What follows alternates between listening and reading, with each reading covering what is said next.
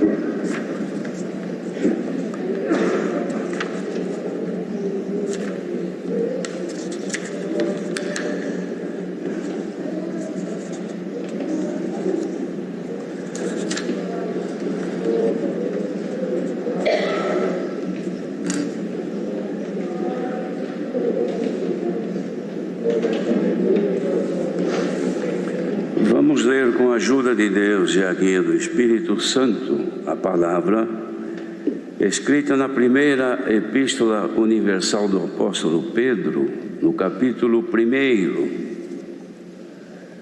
Primeira Epístola de Pedro, capítulo 1.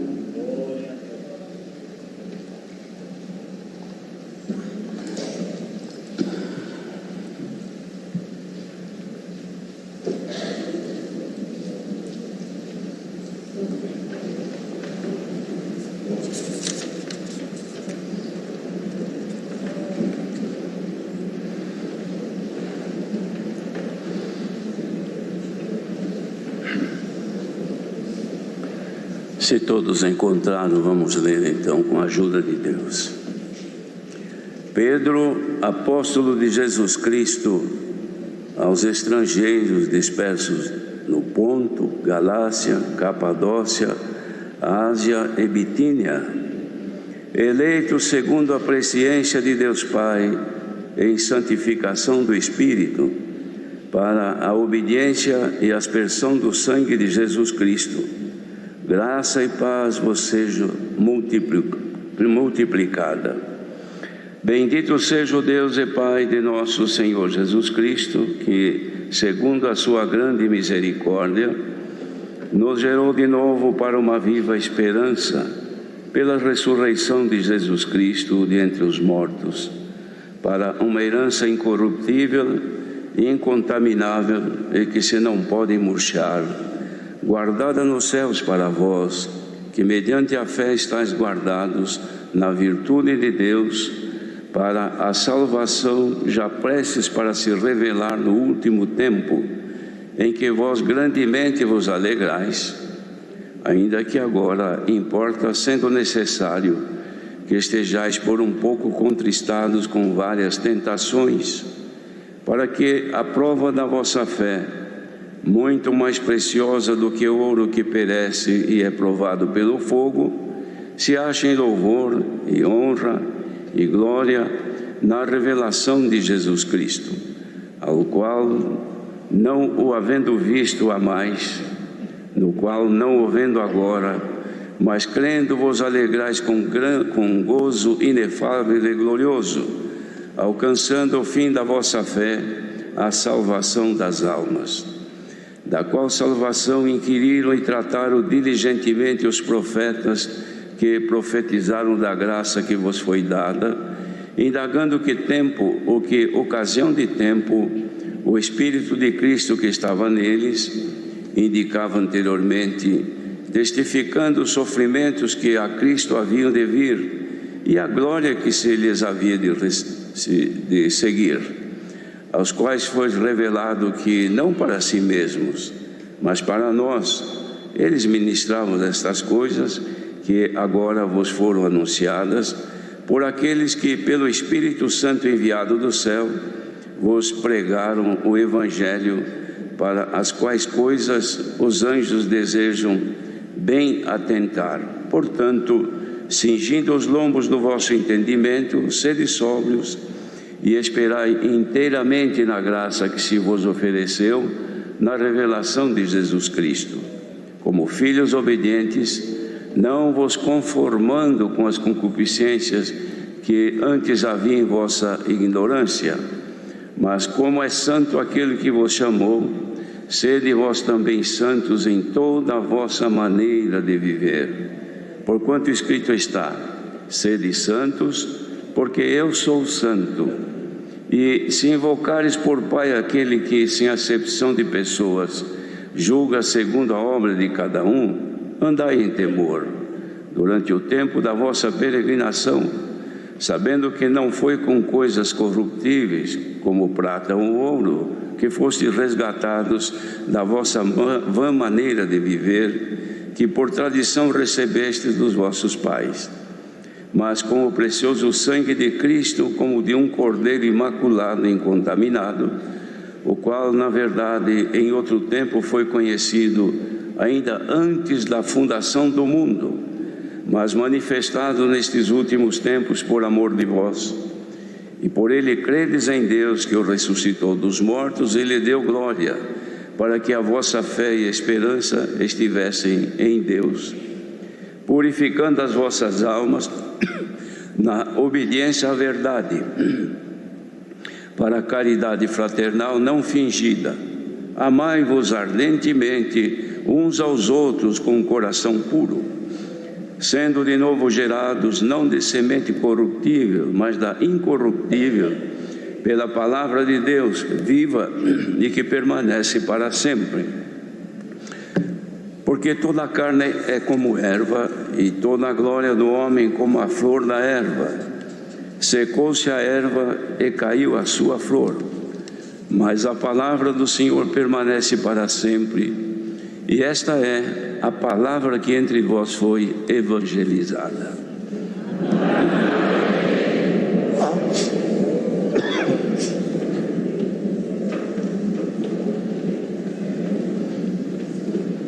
Queridos irmãos, esta é a palavra que o Senhor trouxe avante para lermos. É a primeira carta que Pedro escreve com destino universal, esperando que chegasse a todos os crentes daquela época. E pelo poder de Deus também chegou a nós nestes dias. São muitos séculos passados, mas a palavra de Deus, ela é viva e eficaz e permanece para sempre. E esta foi e continua sendo a palavra entre nós evangelizada. Evangelizada porque quando se trata de evangelho, nós já sabemos que evangelho quer dizer boas novas, ou seja, novidades boas. A palavra de Deus sempre foi boa e sempre novidade para todos nós. E nesta manhã, então, veio avante, irmãos, a leitura desta carta tão santa, com tanta virtude que ela apresenta, que serve para o ânimo do crente que alcançou graça em Jesus Cristo e agora está caminhando, levando consigo esta viva esperança de, assim como creu para que pudesse haver a entrada a esta graça, continua crente, ou seja, esperando sempre na misericórdia do nosso bondoso Deus. Os irmãos, vejam que o início da fé das pessoas, ou seja, o princípio da caminhada neste santo caminho, sempre traz consigo, e na verdade até conserva consigo, a esperança de, primeiro, no que é visível, daquilo que é sensível, daquilo que nós convivemos, que nos parece o mais necessário, ou seja, as coisas desta vida presente. Porque a dor nós sentimos na carne, as tristezas também na nossa mente, então, e as contrariedades que nos trazem obstáculos para conseguirmos viver de forma pacífica, também agride o nosso viver. Então, pela nossa sensibilidade, nós damos mais atenção de primeiro plano àquilo que sentimos. E muitos, vindo a esta bendita graça, têm consigo uma esperança de que estas coisas não existam, que agora que eu entrei neste caminho, então a coisa vai mudar. Eu vou ter uma vida melhor, eu vou sofrer menos, e assim por diante. Cria então uma certa expectativa na nossa forma de ser, de viver aqui no mundo. Mas a realidade, irmãos, não foi oculta nunca, desde que Jesus mesmo começou a anunciar. Houve um dia uma pessoa que, vendo as obras que Jesus fazia, porque ele já estava acompanhando, ele era como se fora um discípulo, porque ele estava ali querendo aprender alguma coisa do Senhor. Mas ele, vendo que o Senhor fazia tantas maravilhas, era uma alegria entre eles, ele chegou: mestre, eu quero te dizer uma coisa, eu vou te seguir por onde quer que tu fores, estou disposto, estarei junto contigo, eu vou te seguir. Ele falou isto pensando que o Senhor se sentisse lisonjado e dissesse: gostei da sua proposta, pode vir comigo. Mas o Senhor conhecia o coração dele e a sua intenção, porque ele estava sendo baseado nas coisas visíveis, nas maravilhas que operava o Senhor. Então ele se interessou por conta disso, e naquela alegria manifesta ali quando as obras eram feitas. Pensando que o Senhor então fosse recebê-lo com alegria, o Senhor falou: olha, as raposas têm o seu covis, as aves dos céus têm os seus ninhos, mas o Filho do Homem, que era ele, não tem sequer onde reclinar a sua cabeça. Então o Senhor não escondeu a realidade, irmãos.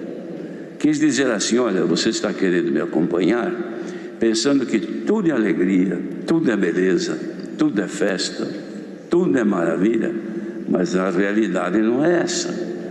Eu, que sou filho do homem, mas também era o filho de Deus, ou seja, Deus estava nele ali, irmãos.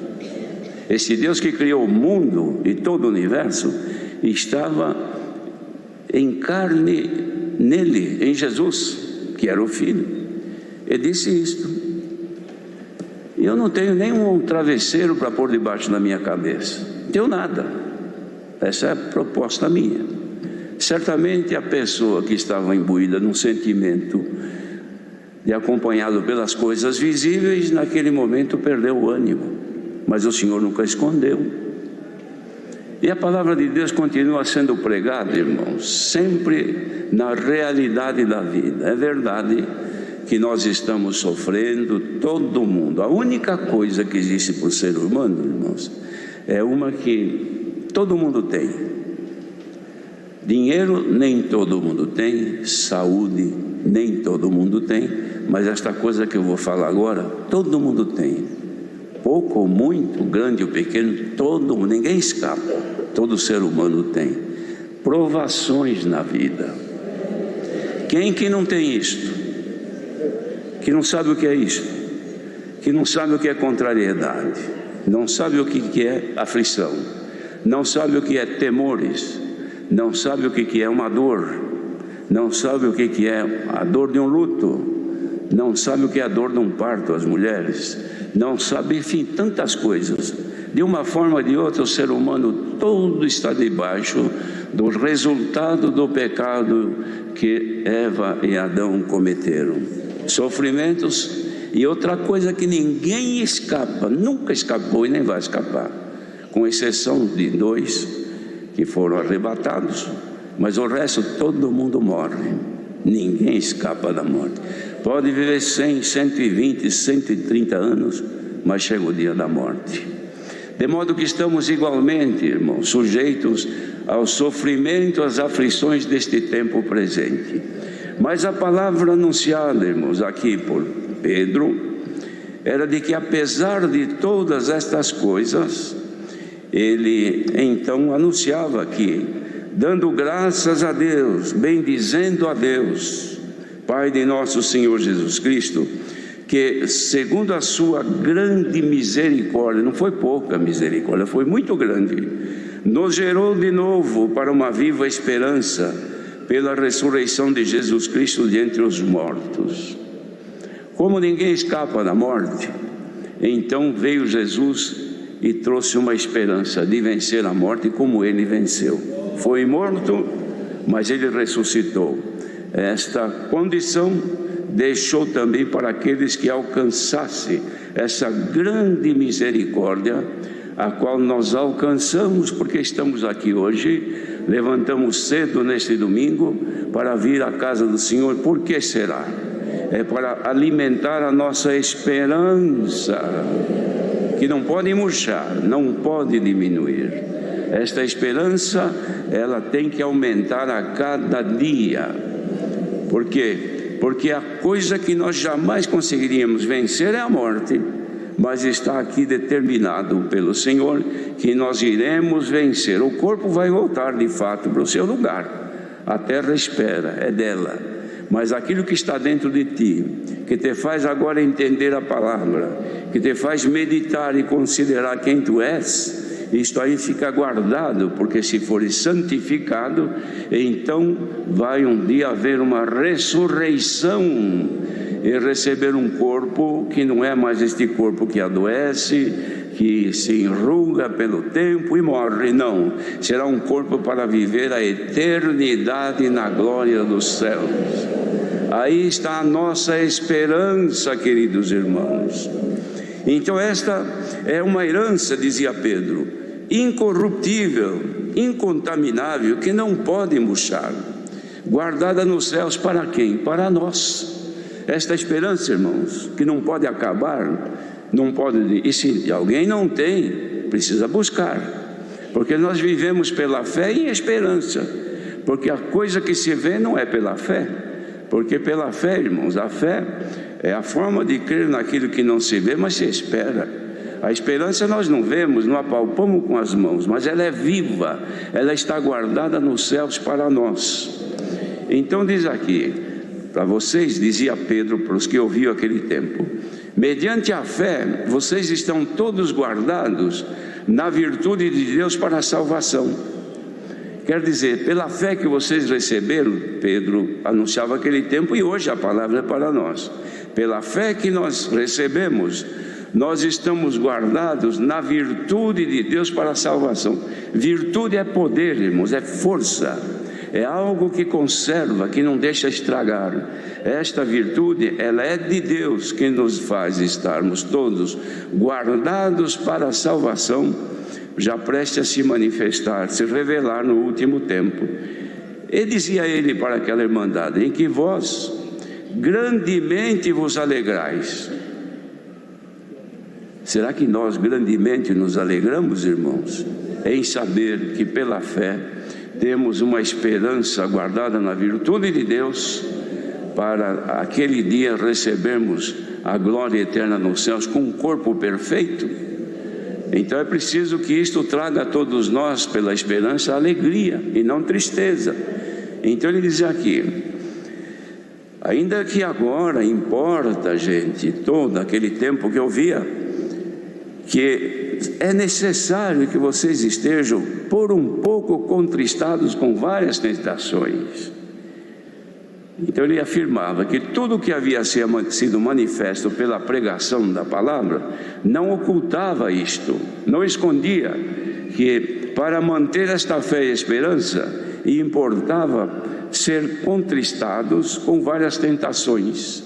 Resumindo, irmão, entristecer-se por várias tentações, não são só as tentações espirituais que o maligno faz no nosso pensamento, mas são também as tentações deste corpo presente, desta vida terrena, que ela manifesta os seus anseios, as suas necessidades, que nós não podemos atender, ou mesmo alguma vez podendo e tendo possibilidade de atender, nós não devemos, por causa do nosso compromisso com a salvação. Então isso traz tristeza, traz sofrimento, mas importa, isto é, deve acontecer que nós passemos por todo este processo na nossa vida, da qual ninguém escapa, que são as provações. Então os crentes que são provados, resumindo isto, a todos os crentes em Jesus Cristo, porque não existe crente que não seja aprovado, a palavra de Deus nesta manhã é esta aqui, para que nós não desanimemos e não deixemos a nossa esperança diminuir ou murchar. Ao contrário, a palavra vem para manifestar em nós que nós teremos, irmãos, na revelação de Jesus Cristo, ou seja, quando Ele aparecer, nós teremos uma glória, uma alegria que jamais o mundo pôde imaginar, irmãos.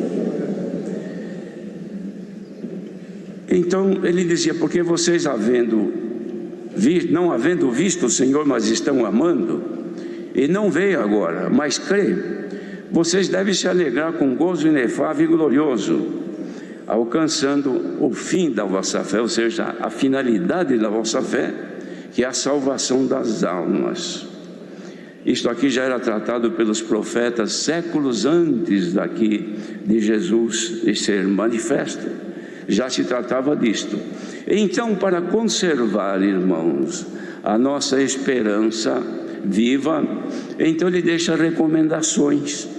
Portanto, dizia, cingindo os vossos lombos do vosso entendimento, sede sóbrios e esperai inteiramente na graça que se vos ofereceu na revelação de Jesus Cristo. Será que aconteceu isso para todos, a revelação de Jesus Cristo? A primeira revelação de Jesus Cristo foi quando nós cremos nele e fomos batizados. Então o Espírito de Deus veio habitar em nós e se revelou a nós pela natureza divina.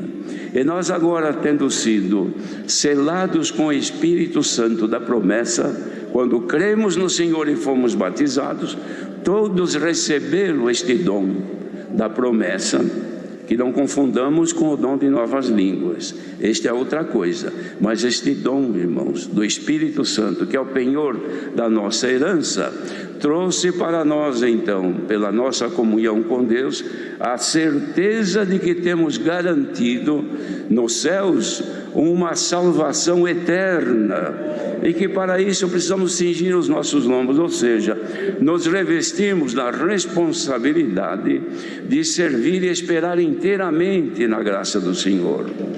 Devemos esperar no Senhor em tudo. Pela fé nós aguardamos que o Senhor nos ajudará nas nossas lutas e dificuldades, nas coisas que se apresentam, nas provações e tentações. Deve haver pela fé em nós sempre uma esperança de que nós iremos vencer, não só doenças, como vimos aqui, um enorme número de pessoas pedindo oração pelos problemas da vida terrena, que nós precisamos, mas a fé que temos nos faz crer que tudo é possível àquele que crê. Quem clama ao Senhor com fé, sustente no Senhor a confiança de que Ele pode, segundo a sua vontade, atender a sua oração. E nós, irmãos, sendo revestidos dessa fé, não a tenhamos em nós somente pelas coisas visíveis desta vida presente, não. Tenhamos esta fé firme também para a nossa consagração e santificação, porque não é, irmãos, recebendo os bens desta vida terrena que seremos salvos, é recebendo os bens da vida futura, da vida vindoura, que é no reino da glória de Deus.